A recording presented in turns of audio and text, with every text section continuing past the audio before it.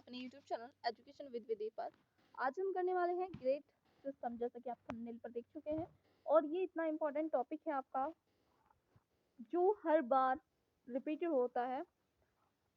CCSU and MSU दोनों ही universities के लिए इम्पोर्टेंट है, एंड अदर यूनिवर्सिटीज़ जो सेमेस्टर परीक्षा होती है उन्हीं के लिए भी ये लाभदायक होगा। तो देखिए आपका ग्रेड सिस्टम क्या होता है, आज हम इसके बारे में पढ़ेंगे। और ये आपका असेसमेंट फॉर लर्निंग का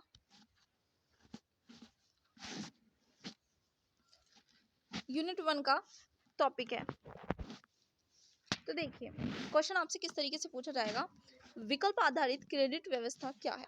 विकल्प आधारित क्रेडिट व्यवस्था किस प्रकार कार्य करती है, वर्णन कीजिए। Who is choice based credit system, how does the choice based credit system explain.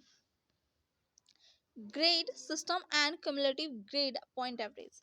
हमारे देश में परीक्षा परिणाम सामान्यतः कुल प्राप्त अंकों के प्रतिशत के आधार पर प्रथम एवं द्वितीय, तृतीय और अनुत्तीर्ण श्रेणियों में विभाजित है। और आश्चर्य की बात यह है कि श्रेणी विभाजन के आधार पर बड़ी भिन्नता है। कहीं 60 पर प्रथम श्रेणी दी जाती है 60 अंक पर, और कहीं 75% पर, और कहीं 45% पर द्वितीय श्रेणी दी जाती है। तो कहीं 50% पर, कहीं 33% पर तृतीय श्रेणी दी जाती है। तो कहीं 36% और कहीं 33% से कम अंक प्राप्त करने वालों को अनुत्तीर्ण माना जाता है, यानी कि फेलियर्स माना जाता है आपका। तो कहीं 36% से कम आने वाले अंक, जो अंक प्राप्त करते हैं, इस प्रणाली का दूसरा दोष यह है कि इसमें विषय की प्रकृति का ध्यान नहीं रखा जाता। सामाजिक विषयों जिनमें 60% से अधिक अंक प्राप्त करने कठिन होता है, और गणित एवं विज्ञान विषयों में जिनमें 100% अंक भी प्राप्त किए जा सकते हैं। श्रेणी विभाजन का आधार अर्थात प्राप्तांक प्रतिशत समान होता है। इस प्रणाली का तीसरा सबसे बड़ा दोष यह है कि इसमें श्रेणी प्राप्तांक का विस्तार बहुत अधिक होता है। जैसे 33% से 37% तक तृतीय श्रेणी, 48% से यहाँ 47% है, ये कट हो गया, यहाँ पे देख लीजिएगा आप। 48% से 59% तक द्वितीय श्रेणी में, और 60% से 100% तक प्रथम श्रेणी। कभी कभी तो एक दो प्राप्तांकों के अंतर से अनुत्तीर्ण घोषित किया जाता है, तो उससे बड़ा दुख होता है। जब कोई बच्चा 1 या 2 अंकों के अंतर से अनुत्तीर्ण घोषित किया जाता है, तो उसे बहुत बड़ा दुख होता है। इस प्रणाली में एक दोष यह भी है कि किसी 1-2 विषय में उत्तीर्ण हो जाने पर इस प्रकार श्रेणी से परीक्षार्थी की विषयगत योग्यता का सही ज्ञान नहीं होता। तो देखिए तत्पश्चात राष्ट्रीय शैक्षिक अनुसंधान एवं प्रशिक्षण परिषद NCERT और विश्वविद्यालय अनुदान आयोग UGC ने भी ग्रेड प्रणाली की वकालत की। राष्ट्रीय शिक्षा नीति 1986 में भी ग्रेड प्रणाली के प्रयोग पर बल दिया गया। अब प्रश्न उठता है कि यह ग्रेड प्रणाली क्या है, और ग्रेड प्रणाली में परीक्षार्थियों को विशेष में अंकों के आधार पर 5, 7 अथवा 9 श्रेणीय ग्रेड्स में बांट दिया जाता है। जैसे O, A, B, C और D, O, A, B, C, D, E और F, और O, A, B, C, D, E, F, I और J। इनसे 7 ग्रेड बिंदु प्रणाली सर्वोत्तम मानी जाती है। इस 7 श्रेणी में विभाजन अक्षरों को अंकों और शब्दों में इस प्रकार देखा समझा जा सकता है। जैसे यहाँ देखिए ग्रेड अक्षर में आपका जब 6 अंक को, यहाँ पे देखिए ग्रेड अक्षरों में है, यहाँ अंकों में है, और यहाँ आपका शब्दों में है। जब आपका अच्छा प्रदर्शन होगा, बहुत ही अच्छा यानी कि विशिष्ट होगा, तो आउटस्टैंडिंग कहलाएगा, जिसको हम O से प्रेजेंट करेंगे, और आपका ग्रेड होगा, ये दिया जाएगा 6 अंक वालों को। जब आपका 5 नंबर आएंगे तो आपको A ग्रेड दिया जाएगा, जो कि अति उत्तम होगा, यानी कि वेरी गुड होगा। B आपका ग्रेड दिया जाएगा, तो आपके अंक होंगे 4, जो कि गुड होगा।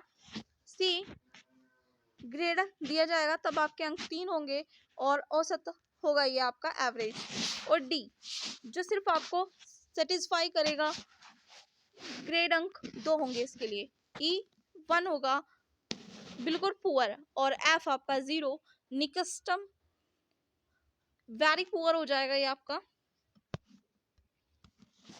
ग्रेड प्रणाली में मूल्यांकन सीधे ग्रेडों में भी किया जा सकता है और प्राप्तांक के आधार पर भी ग्रेड दिए जा सकते हैं। सीधे ग्रेड देने में परीक्षक सर्वप्रथम किसी विषय के किसी प्रश्न पत्र के प्रत्येक प्रश्न के उत्तर पर अलग अलग ग्रेड प्रदान करते हैं और उसके बाद सभी प्रश्नों पर दिए गए ग्रेड्स का ग्रेड औसत ज्ञात करते हैं।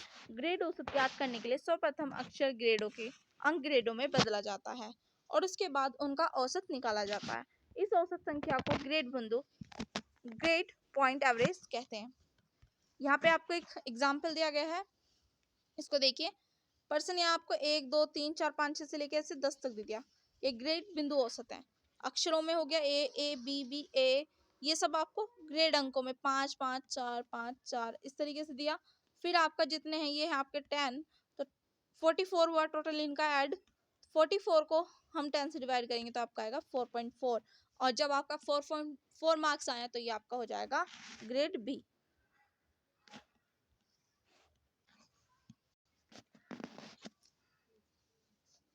देखिए यहाँ पे आपको नोट दिया गया है, ध्यान से देखिएगा इसको।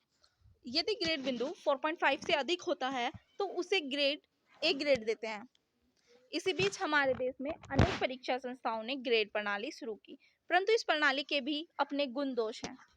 तो देखिए आपका ये थोड़ा सा पॉइंट है, यहाँ पे देख लीजिए। Cumulative grade point average, grade प्रणाली में परीक्षार्थियों को उनके विभिन्न विषयों में प्राप्त ग्रेडों का औसत ग्रेड बिंदु प्रदान किया जाता है। इसे संचयी ग्रेड बिंदु औसत, cumulative grade point average, CGPA कहते हैं। जो आपका CGPA होता है ना, यही होता है।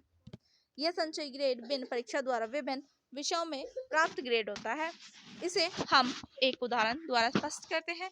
यह आपका उदाहरण है, आप इसे देख लीजिए। अब देखते हैं हम ग्रेड प्रणाली की विशेषताएं अथवा गुण। Merits of grade system. पहला, प्राप्तांक प्रतिशत के आधार पर तैयार श्रेणी प्रणाली में 0 से 100 अंक तक प्रदान किए जा सकते हैं। इस प्रकार यह 10 अंक बिंदु प्रणाली होती है, जबकि ग्रेड प्रणाली में केवल 5 7 अथवा 9 अंक बिंदु प्रणाली को ही अपनाया जाता है। अतः ग्रेड प्रणाली अपेक्षाकृत अधिक विश्वसनीय होती है। सेकंड, ग्रेड प्रणाली से परीक्षार्थियों के विभिन्न विषयों में उपलब्धियों का अलग अलग ज्ञान होता है। थर्ड, ग्रेड प्रणाली द्वारा भिन्न भिन्न परीक्षार्थियों की उपलब्धियों की तुलना आसानी से की जा सकती है। फोर्थ गुण क्या है इसका, ग्रेड प्रणाली में विषयगत कठिनाई स्तर का अंतर समाप्त हो जाता है। सेकंड देखिए, ग्रेड प्रणाली की सीमाएं अथवा दोष। Demerits of grade system. Grade system के दोष क्या है, डिमेरिट्स जानेंगे अब हम। सबसे पहली बात तो यह है कि ग्रेड पैमाने 5 7 अथवा 9 ग्रेड के विषय में विद्वान एक मत नहीं है। भिन्न भिन्न पैमानों 5 7 9 और 9 ग्रेड में प्रदान किए गए ग्रेडों की तुलना करना कठिन होता है। ग्रेड प्रणाली अति संवेदनशील सेंसिटिव है। उदाहरण के लिए प्रतिशत अंक प्रणाली में 100 में से 60 या 70 अंक देने में उतना अंतर नहीं होता जितना ग्रेड प्रणाली में बी के स्थान पर ए ग्रेड देने पे पड़ जाता है।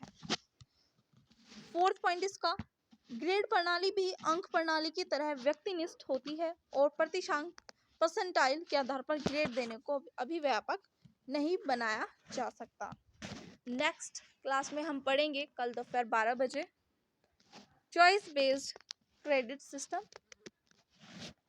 Thank you so much. I hope आप सभी को क्लास अच्छी लगी होगी और कमेंट करना ना भूलें। कमेंट करके बताएं, आपकी कोई भी क्वेरी हो तो आप कर सकते हैं। लाइक एंड शेयर ज़रूर कर दीजिएगा।